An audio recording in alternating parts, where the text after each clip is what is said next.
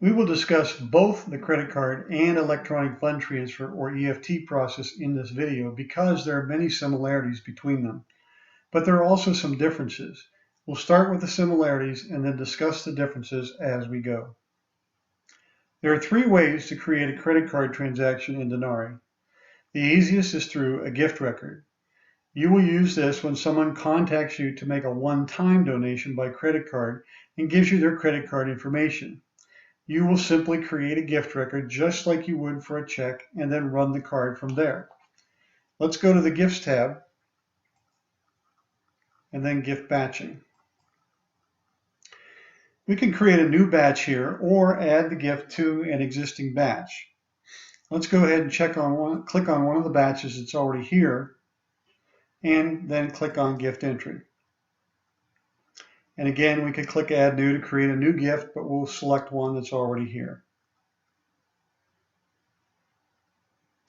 The first thing you'll do is fill in all the fields at the top of the gift record, just like you would in any normal gift, and then you'll hit Save.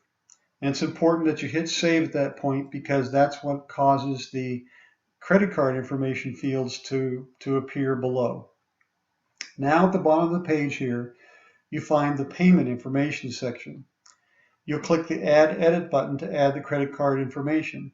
I'm not able to show you that form here because the training company is not set up to process transactions, but a window will open here that will allow you to enter the credit card information. That window is a FrontStream window. FrontStream is the company that actually processes the credit cards and EFTs. Denari is simply sending the info to FrontStream. That is important because FrontStream is PCI compliant, and that means that they meet the security standards set by the credit card industry.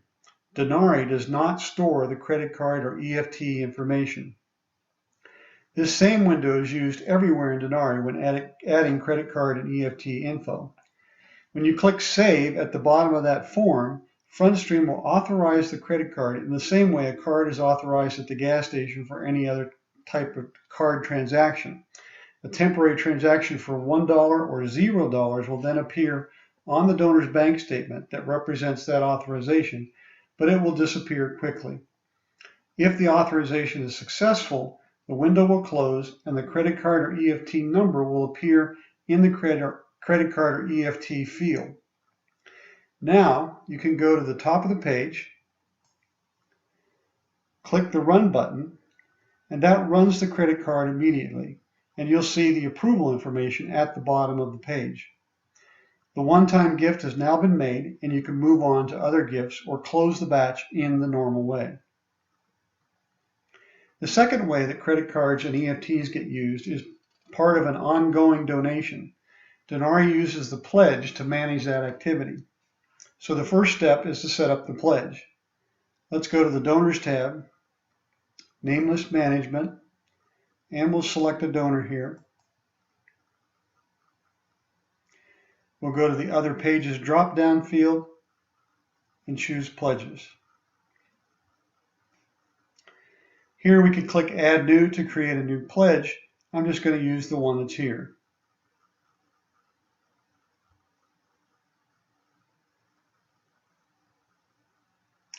The first thing you'll do, just like the gift record, is fill out the pledge information at the top of the page, just like you would for any normal pledge.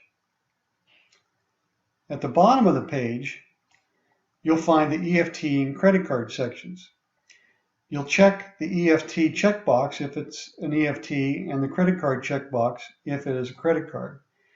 We'll focus here on the credit card section, but the EFT will work in the same way. The first thing we'll do is set the status to Live, and then click the Add Edit button. And the same window that you saw in the gift record a few moments ago will appear. When you click the Save button in that window, the credit card or EFT will authorize, and it's now set up to process. Next, let's move up to the electronic giving section. The first field here is the day of the month. That's the day that the transaction will process. So if it's the 5th, you'll enter a 5 here. The next transaction date is the actual date that the donation will process. You can set this to whatever you want it to be. usually it's going to coincide with the day of the month. So if we have the day of the month set to 5, then we might put 4/5/2014 in the next transaction date field. Then on 4/5, Denari will send the credit card or EFT information to FrontStream and create a gift record at the same time. Denari assumes at this point that the transaction will be successful. If this is a monthly pledge, it will then change the next transaction date to the next month. In this case, it would be 5/5. If it's an annual pledge, it would move it ahead by 1 year and do the same for the other types of frequencies. As I said, at this point, Denari makes the assumption that the credit card or EFT transaction will be successful. A note here, you can change the next transaction date whenever you want. For example, a donor may call you and ask you to delay the transaction for a few days. You can change the date and Denari won't attempt that transaction until then. Following that transaction, Denari will return the NTD to the original day of the month for the next run. Now here's where EFTs and credit cards are a little different. Credit cards run immediately. So on 4/5, you can find a credit card batch there with all of the gifts in the batch for that day. EFTs do not run immediately, however. It takes the banking industry a few days to process them, and we've been told that they could even take as many as 10 days, although the norm is 2 or less. So Denari sends the EFT information to FrontStream and creates the batch 1 day prior to the next transaction date in the hope that they will transact somewhere near the day of the month that the donor intended. Let's go to the Gifts tab and then Gift Batching. For credit cards, on the next transaction date, you can go to this gift batching screen and find the batch. In the batch code field here, you will see CC_batch, and under the batch type field, it says automatic CC batch and in parentheses FrontStream. So that lets you know that that is your credit card batch. When you have an EFT batch, it will of course show that information instead. Let's click on any batch here. And your credit card or EFT batch is going to look like a normal batch, except that you have a new button at the top and a couple of reports. The new button is the Download Processor Results button, and it will download the latest updates from FrontStream. Remember that Denari simply sends the info and creates the batch. After FrontStream has processed the credit cards or EFTs, this button will bring the latest information about the transactions to Denari to let you know which transactions were successful and which were not. Click this button before you do anything else, and in fact, Denari won't let you close the batch until you've done that. Here again is a difference between credit card and EFTs. Since credit cards transact almost immediately, you will have the final results for all the gifts in the batch when you click the download button.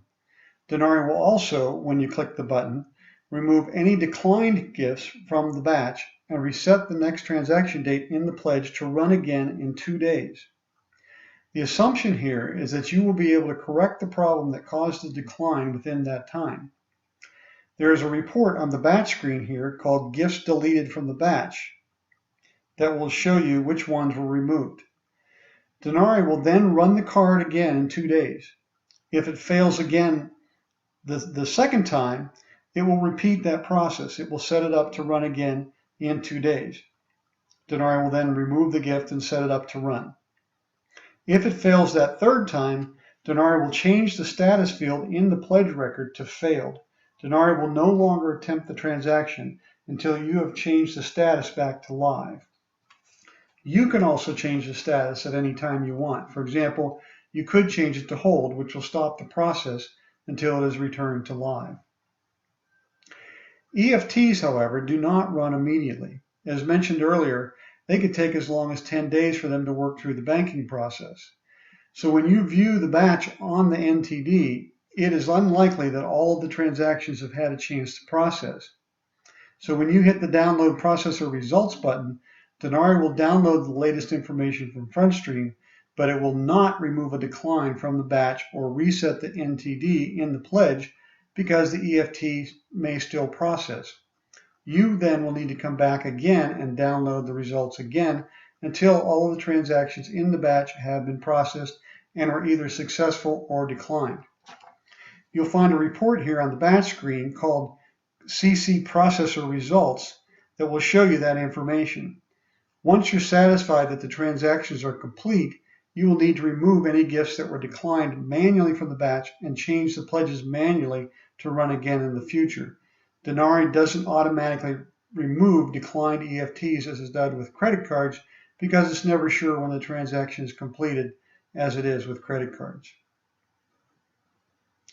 Now, let's go back to the pledge.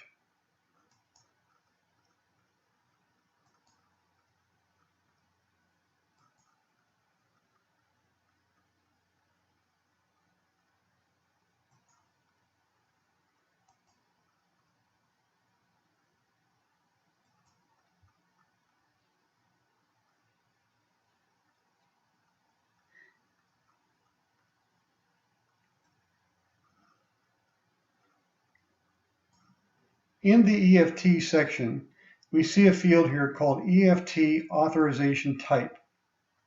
According to the rules for EFTs, if someone calls you and tells you that they want to make an ongoing EFT donation, you can only hit their bank account once unless you get written permission from them for subsequent transactions, even if they tell you it is okay over the phone. If you have a telephone pledge and you are able to get written permission, you can change the setting in this field to paper file on signature, or paper signature on file.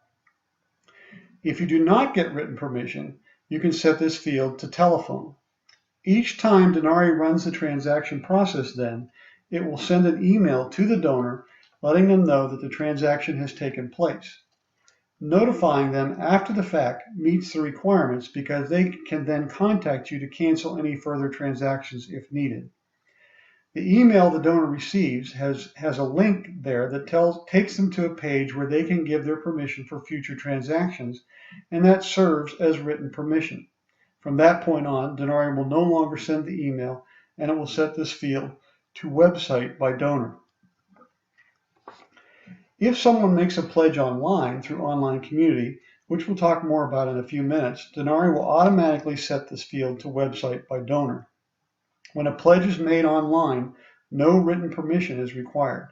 The fact that they created the pledge to run with future transactions serves as their written permission. Denari will then not need to send those notification emails. Before we leave this page, let's look again at the status field. We saw earlier that we have to set the status to live to make the credit card or EFT run. However, there are some other options. Most of these are self-explanatory.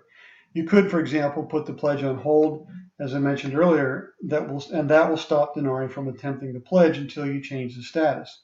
The same is true as of the others. If the credit card fails 3 times, as we described earlier, Denari will change the status to failed declined and not attempt the pledge until you change the status.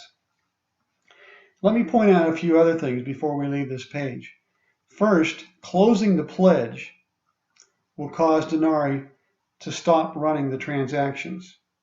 Second, Denari will not attempt the transactions unless the next transaction date is between the start date and the stop date of the pledge. So if the stop date is empty, Denari will just continue to run the pledge until you close the pledge, add a stop date, or change the status. And third, Denari will not attempt the pledge if the appeal code for the pledge is not linked to a campaign. When Denari creates the gift record for a transaction, it needs to select a letter for that gift record, and it takes the letter from the campaign record. So to repeat, the appeal code for the pledge must be linked to a campaign, and the campaign record should have a letter selected there. Denari will not attempt to run this transaction until the appeal code is linked to that campaign. Now let's talk more about online pledges. This is the third way that you can use credit cards and EFTs in Denari. When a donor makes an ongoing donation through your online community site, Denari will set up the pledge automatically. There's nothing you need to do at this point. The donor picks a day of the month, and the Denari will create a next transaction date for the next day of the month. On that day, the transaction will take place just like the ones that you have set up manually, and you'll have a batch that will need to be processed by you, just as we discussed earlier. So this concludes this video on credit cards and EFTs. If you have any questions, please contact us through the support button at the top of Denari.